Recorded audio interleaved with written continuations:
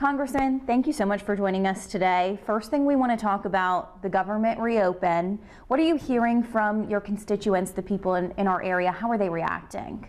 The people are reacting very well. Obviously, I worked very hard to keep the government open in the last Congress when we voted to keep it open and have full border funding, including the wall. But throughout this very difficult time, we had some Tennesseans who were impacted by this. Fortunately, about 76% of the government was open, but for those 24% of federal employees who were impacted, whether it was TSA, the Coast Guard, it was a very painful experience. So people are happy that the government is open. People are happy that we're working towards a February 15th date, as the President articulated yesterday, to come up with a compromise, something that will have border funding, have full funding, but also maybe a comprehensive agreement on some other things, and to keep the government open. Moving forward from that, let's talk about this new committee that you've recently been appointed to, a bipartisan committee, right, tasked with tackling border funding and security for it. Very fortunate, yes. Last night I was informed that I'm one of 4 House Republicans named to this select committee. It's actually a conference committee, and what that means is I will be sitting down and negotiating with senators and the White House to try to get a comprehensive deal by February 15th. Now, what I want to see come out of that conference is obviously wall funding, barrier funding, and other issues protecting our southern border and keeping our government open. So hopefully we can come to an agreement that the Senate, the House, and the White House can agree upon. You mentioned that border wall. What is it that you are looking for from that border wall? Well, we have seen from past walls, whether it was in San Diego, El Paso, and other jurisdictions where they've actually built barriers, they do deter illegal immigration. They work. And Democrats in the past have actually voted for, including former President Obama, when they had the opportunity to support wall funding and border funding, they did it. Now, unfortunately, some in the Democratic Party have basically said no to the wall, no to barrier funding, and we need to have that as part of overall border security. So that's an important part. We want to see other technologies used. We realize that in some areas there are natural borders. There might be a river, there might be a cliff where a wall wouldn't work, but wherever walls can work, they do work. So we want to come up with an agreement that encompasses all of that and move away from the logjam that we've seen for over 30 days. Lots of cost numbers being tossed around. Is there a number you think that is too high, a number that's too low? The President has asked for $5.7 billion, and that's actually what we voted on in the Homeland Security Committee, subcommittee, in the last Congress. That was on the House side. But perhaps to keep the government open, there's a figure in there that we can get a down payment on the wall, on the border, and move forward. The interesting thing about all this is, as the ranking member, the highest Republican on this House subcommittee, we're going to have to deal with this issue even after we resolve this problem by the February 15th, because we're going to move into a new appropriations season. So I will be right in the thick of it.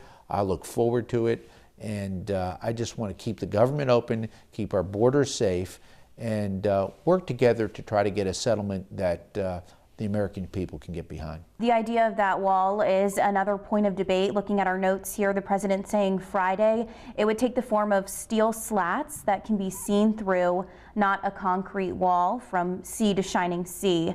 Is that going to be effective, you think, in stopping border crossers out in the remote areas of the southern border?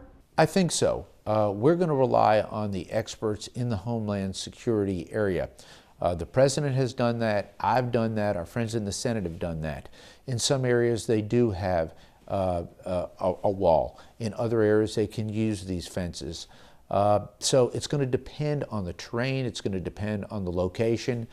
But we have got to stop the illegal immigration that is coming over. There's a humanitarian crisis there. Women and children are being hurt and abused. Drugs are coming in. We have got to have this border. Sadly, in the past, again, Democrats joined Republicans in voting for the wall, in voting for these type of structures. Lately, though, unfortunately, some in the Democratic Party have moved the other way. Now with this new negotiation, I think we can come up with a compromise that we can get proper border security, keep the government open, and hopefully come up with an agreement by February 15th that all parties can agree on. How does the border wall fit into the wider overall strategy for protecting the border? And what else do we need to do to tighten up? It's an excellent question. The border wall is just one tool in the arsenal. We have a lot of other technologies that are available to us and we should employ. And I want to say this, Republicans and Democrats agree on the vast majority of these other technologies. In some instances, it's drone technology. In other instances, these are enhanced technologies to make sure that we keep our southern border safe. We want to keep out drugs.